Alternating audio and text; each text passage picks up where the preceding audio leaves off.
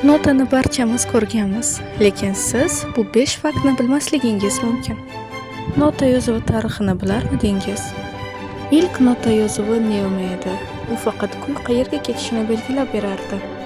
Ammo balandlik yo'q, xuddi tovushsiz emich kabi. Guido Arezzo, nota ixtirochisi. 11-asrda u notalarni chiziqqa joyladi. Shu orqali musiqa ilk marta aniq yozila boshlandi. Do, re, mi she'rdan olingan. Do, re, mi aslida lotincha she'rning bosh harflari. Har bir satr yangi nota. Har bir nota texnologik birlik. Baroko davridan boshlab nota bu to'liq musiqa kodiga aylandi. Ritm, temp, ovoz kuchi hammasi ichida.